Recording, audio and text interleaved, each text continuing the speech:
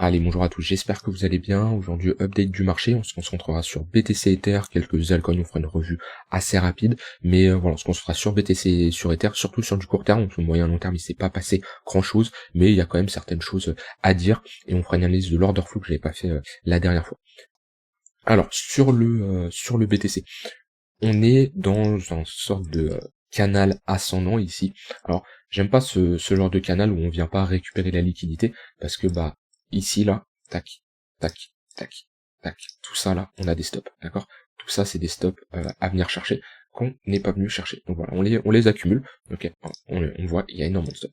Donc on est sur un biseau ascendant, hein. Alors enfin un canal ascendant plutôt, pas un biseau mais un canal. On peut voir ça globalement comme un range où on n'arrive vraiment pas à le break, mais un range où on accumule pas mal de liquidités.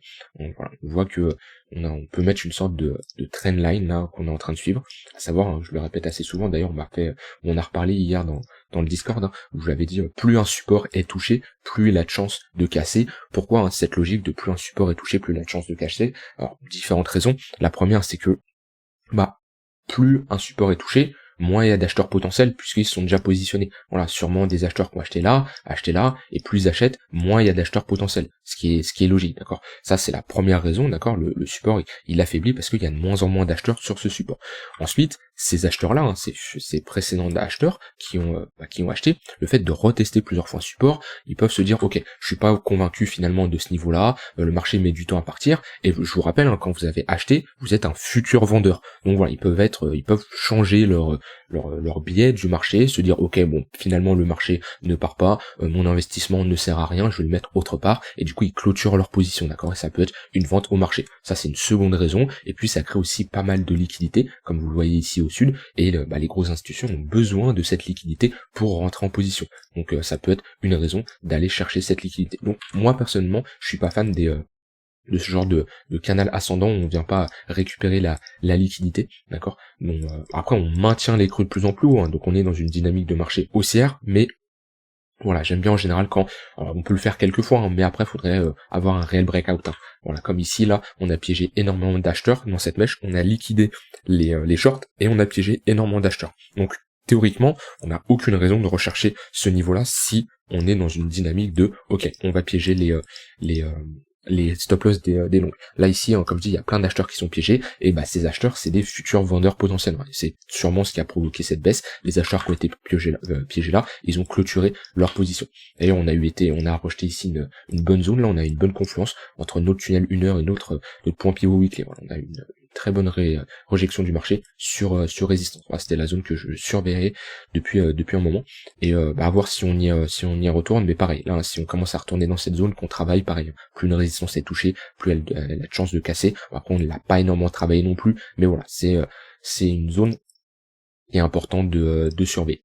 Mais sinon pas grand chose à ajouter, on est globalement dans un range entre ce point pivot monthly et ce haut niveau. Moi je vous l'ai toujours dit, mais pour vraiment repasser bullish sur du moyen long terme, j'aimerais bien que BTC recasse ce niveau-là. Voilà, si on reclaim cette zone-là, si on arrive à revenir et pas juste faire une déviation, vraiment l'accepter, rebondir et avoir une continuation haussière, je pourrais repasser bullish à le fait de repasser sur ce niveau-là. Parce que c'est notre précédent sommet, c'est un sommet majeur, d'accord? Et si on commence à casser ce précédent sommet, on peut retrouver pourquoi pas une dynamique haussière. D'ailleurs ici on n'a pas fait un creux plus bas que ce niveau-là, hein. Là on était dans une phase de creux de plus en plus bas, là on maintient ce niveau-là, donc voilà, à voir. On est toujours en tout cas dans notre bougie de contrôle avec une faible volatilité, et à voir, on a des annonces aussi aujourd'hui en fin de journée, donc à voir si le marché est volatile et bouge beaucoup, mais pour le moment je suis toujours dans cette phase où j'observe le marché, et il y a très peu d'opportunités de mon côté. Donc ça c'est pour BTC. On peut regarder un peu l'order flow. L'order flow, pareil, on voit une faible volatilité, pas d'hausse de l'open interest, il n'y a pas grand chose à ajouter, le funding est positif, bon là on a une baisse du funding, pourquoi pas sûrement des shorts qui sont rentrés, mais il y a pas, c'est pareil, hein, le marché est globalement calme, on a liquidé du monde ici. Ok, là ce qui est intéressant c'est, on peut voir une absorption sur le CVD, on fait sur le cumulatif volume delta, ici on fait un plus bas, alors que ici on fait globalement un plus haut. Donc c'est-à-dire qu'il y a eu plus de vendeurs agressifs dans cette zone, ok, plus de vendeurs agressifs, sauf qu'on fait pas un creux plus bas. C'est-à-dire que ces vendeurs agressifs, ils ont été absorbés par des acheteurs passifs. Il y a deux types d'ordres, on a les acheteurs et les vendeurs agressifs qui rentrent au marché, ils veulent se faire exécuter tout de suite, d'accord? Ça, c'est ce qui est calculé par le delta, et le cumulatif volume delta nous permet de voir cette courbe, de savoir si on est dans une phase où il y a plus de vendeurs agressifs ou d'acheteurs agressifs.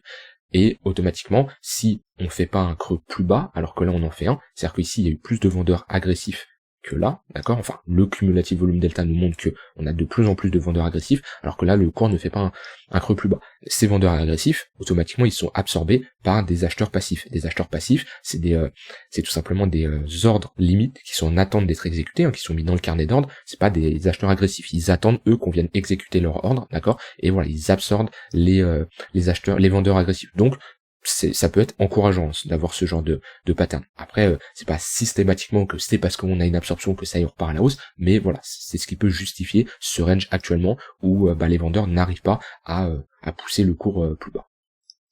Donc voilà, c'est ce que je voulais dire. Sinon, pareil, il n'y a pas grand chose à dire pour le moment. On n'est pas sur un funding négatif où il y aurait une opportunité comme on avait ici, mais ouais, sinon pas grand chose à dire. On peut regarder rapidement la heatmap, il n'y a pas grand chose aussi, il n'y a pas trop d'acheteurs là, il y a du monde sur les 25 000 $, les 25 300, mais ouais, c'est assez calme, hein. C'est vraiment calme là, il n'y a pas énormément il n'y a pas de gros murs quoi, hein. Légèrement vers les 26 200, mais là c'est vraiment pour du court terme, sinon ça va être au-dessus vers les 28 000, mais ouais, franchement c'est un marché calme. Attention au retour de la volatilité, on pourrait s'attendre à un gros mouvement, parce que pareil, hein, ici je le dis, mais on accumule les stops, hein. Là il y a du monde à venir liquider, d'accord, ça c'est pareil, c'est un peu dans le même système qu'on a ici ce canal ascendant, ok, on vient pas chercher nos stops, bah là on a un canal descendant qu'on vient pas chercher également nos stops. Donc voilà, franchement le marché, hein, ça fait un moment que je le dis, là on était dans une phase où ce marché à trader, alors je vais pas dire c'est facile, mais c'est beaucoup plus abordable, d'accord, que le marché ici où lui il est beaucoup plus compliqué. J'avais beaucoup plus d'opportunités, je faisais plus de profits, où là c'est un peu bancal le marché, comment il est depuis à peu près 2-3 mois, ouais, depuis cette partie là il est pas facile le marché à gérer. Donc voilà sur BTC, sur Ether. Bon alors Ether c'était assez encourageant. Enfin, c'était pas la fin du monde, on va dire, le fait qu'il clôture pas en weekly sous ce niveau-là. Maintenant sur du plus court terme, j'aimerais en daily qu'on reclaime cette zone là, qu'on revient chercher cette zone. Pour moi, elle fait office de résistance, d'accord. Voilà, on voit qu'on a cassé notre bad range qui est ici, ok. Et pour le moment, ce bad range fait office de résistance. Donc ce que j'aimerais, c'est vraiment qu'on recasse ce niveau-là et qu'on réintègre. On pourrait avoir ici une déviation, d'accord. On prend la liquidité des longues, on piège tous les vendeurs. Là, les vendeurs auraient la tête sous l'eau si on casse à la hausse, et ça veut dire qu'ils pourraient racheter leur position et avoir une continuation haussière. Donc là, franchement, il peut y avoir un coup à jouer si on break vraiment ce range à la hausse, un vrai breakout, hein, une vraie cassure avec un pullback. Là, il y aura une opportunité parce qu'on est sur un bad range, on est sur un bon support, on est dans une bonne zone, et voilà, on réintégrerait un niveau assez important. Donc c'est ce que je surveillerais sur Ether, donc ça serait plutôt sur du court terme. Maintenant sur du moyen terme, ce que j'aimerais, c'est pareil, repasser au-dessus de cette zone. On casserait, là on a 3 sommets majeurs, d'accord, pour repasser dans une dynamique haussière. Soit on fait ici une accumulation, d'accord, soit on casse le précédent sommet, et voilà, il fait office de support, qu'on ait vraiment une acceptation au-dessus de ce niveau-là, et là on pourrait reparler de tendance haussière. Donc voilà, maintenant on est plutôt sur résistance sur Ether toujours, donc pour du long terme, pour ceux qui font du dessin de l'accumulation sur du weekly monthly, on est sur des zones toujours intéressantes. Globalement, tant qu'on sort pas au-dessus des 2000 $, c'est un peu ça mon Fibo à peu près, ouais, au-dessus des 1930 $, à l'intérieur de cette zone, on va dire que c'est intéressant. En dehors, ça devient une zone où généralement ça va être le public qui va acheter, hein, parce qu'on va commencer à retrouver des zones où tout le monde va parler d'Ether, de BTC, mais la zone de rechargement, c'est là où en général les grosses institutions investissent.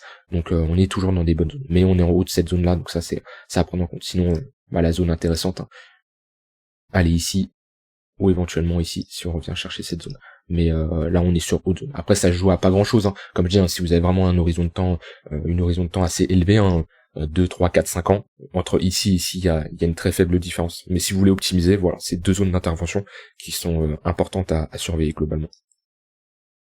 Voilà, on peut regarder l'order flow sur Ether également. Alors, qu'est-ce qu'on a? Un funding un peu plus positif. L'open terrestre qui reste assez plat quand même, il y a pas énormément de FOMO. Sur le CVD, là, on fait un plus bas, comme on fait un plus bas ici, donc on voit qu'on a une forte pression vendeuse quand même. Ouais, pas grand chose à ajouter là sur Ether, pareil. Y a pas, ouais, c'est mou, le marché est mou. Quand je regarde comme ça, il y a vraiment pas d'opportunité, il y a pas grand chose à en conclure pour le moment, à part de patienter, hein. Et bah, comme je le dis, hein, ne pas trader, c'est trader, hein. Vous n'êtes pas obligé de toujours chercher à rentrer en position, tout le temps. Sinon, pour les altcoins, certaines que je regarde, bon, Matic, on est sur support. Pour le moment, on est en train de bien réagir, hein. On est dans la zone intéressante. On a refait notre pullback ici sur notre ligne de coup. Hop. Ici, on est sur un magnifique pullback pour le moment. Donc voilà, on est euh, on est sur un V bottom pour le moment. Pourquoi pas le retester pour transformer ça en W, mais voilà, on est sur une bonne zone toujours sur Matic. Sur Atom, pareil, on a très bien réagi, on n'a pas clôturé en dessous de ce niveau-là en weekly, hein, c'était surtout ce qui m'intéressait. Et bah pareil, hein, sur Atom, j'aimerais bien reclaim ce niveau-là. Si on reclôture ici, on peut voir ça comme une déviation. Si on repart vraiment en V-bottom comme ça, et qu'on revient par tester, c'est-à-dire que là il y a plein de vendeurs qui sont piégés, et ça c'est pas mal pour les faire capituler par la suite et racheter leur position. Donc c'est la zone ici que j'aimerais bien, les 10 $, qu'on repasse au-dessus et qu'on clôture sur du court terme, ça serait pas mal encourageant. Voilà, sinon pas grand chose à ajouter de plus. La Bitcoin dominance qui est toujours positif, on va dire, hein. Tant qu'on réintègre pas ce range, et surtout tant qu'on ne clôture pas sous le range ici, pour moi il y a pas on peut pas parler d'alcon season ou autre. Il y en a qui commencent, il y en a pas mal de gens qui commencent à dire oui, les alts se réveillent. Bon, pour le moment je vois pas trop de réveil d'alt, hein. Il faudra voir en fonction de notre Bitcoin dominance, mais pour le moment on n'a pas un signal hyper positif des altcoins. Alors quand je dis des altcoins, c'est pour surperformer le BTC, hein. On peut avoir un BTC qui augmente et des altcoins qui augmentent en même temps, pourtant on n'est pas dans une phase de alt season. Ce que je veux dire c'est, voilà, quand je regarde la Bitcoin dominance pour le moment, on n'a pas un réel breakout non plus, hein, d'accord, on peut être sur une déviation, mais j'attendrai d'avoir une confirmation de cette déviation, c'est-à-dire une réintégration et une cassure du niveau plus bas pour le moment. Là actuellement il y a aucun signe qui montre qu'on est sur une déviation. Le dollar, c'est encourageant ce qu'il nous fait. Euh, voilà, ici il est bien venu chercher sa zone de rechargement, d'accord, rechargement de short, et il nous a fait vraiment le scénario qu'on avait pas anticipé, hein, mais qu'on voulait voir dans les précédentes vidéos, c'est de venir chercher cette zone de rechargement, d'ici faire un M-top, voilà, cassure de ce niveau-là, grande chance de revenir chercher sa ligne de coup ici. Après, il faudra voir à ce moment-là comment les acheteurs et les vendeurs se comportent. Est-ce qu'on va structurer un W pour transformer ça dans une grosse structure, ou est-ce que les vendeurs vont être présents pour, pourquoi pas, instaurer une plus grosse structure, avoir une cassure de ce niveau-là. Mais voilà, pour le moment, on a un bon rejet, et ça, c'est bon signe pour le marché traditionnel et les crypto-monnaies. En tout cas, c'est bullish pour nous. C'est pas pour ça, comme je dis, hein, ça sert à rien de chercher des confluences, des confirmations de partout, de oui, ça c'est bullish, l'indice de dollar est bullish, le S&P est bullish, tout est, non. Prenez votre stratégie, votre setup, mais voilà, plus on augmente les probabilités dans notre sens, plus c'est bon signe. Maintenant, le marché il réagit pas super bien pour le moment de ce que je vois aux chutes du dollar, hein. Depuis qu'on est là, bon, le marché il fait pas grand chose, hein. Il est plutôt en train de chuter. Donc c'est pour ça qu'on n'a pas systématiquement une corrélation à 100%. Ça c'est quelque chose que vous devez prendre en compte. Le marché n'est pas toujours corrélé, que ça soit au S&P, à l'indice du dollar ou autre. Donc voilà, c'est bien de les analyser, mais vous pouvez pas reposer votre analyse que là-dessus. Voilà, c'est important, hein. Basez-vous surtout sur le prix. Je le dis assez souvent, mais voilà, les news c'est quelque chose, les corrélations, décorrélations c'est quelque chose, le prix ne ment pas, d'accord, le prix d'une charte, elle ne ment pas, les news, ça peut être fake, on peut pas savoir si c'est, voilà, ça peut être repoussé, il n'y a rien de concret, que le prix c'est le prix, d'accord, la bougie, elle a été créée, elle ne sera pas modifiée, d'accord, donc basez-vous sur le prix, c'est le plus important. Donc voilà, j'ai dit ce que j'avais envie de dire, hein, une analyse assez rapide. Comme je dis, patientez pour le moment, il n'y a pas grand chose. Faites autre chose dans ce genre de moment, formez-vous, voilà, lisez des livres sur le trading, même sur autre chose, hein, des choses qui vous passionnent dans la vie de tous les jours. Ne restez pas focalisé sur votre chart toute la journée à regarder vos toilettes, votre prix de tous les jours, ça va rien vous apporter. Profitez-en pour, voilà, comme je dis, vous former, créer une stratégie, revoyez par exemple vos moyens de sécurité sur vos hardware wallet, revoyez bien si vos exchanges sont bien sécurisés, revoyez n'importe quoi, mais ne restez pas focalisé sur une charte. Donc voilà, j'ai dit ce que j'avais envie de dire avec plaisir. Voilà, je vous souhaite une très bonne journée et on se retrouve demain pour une prochaine vidéo. Bye bye.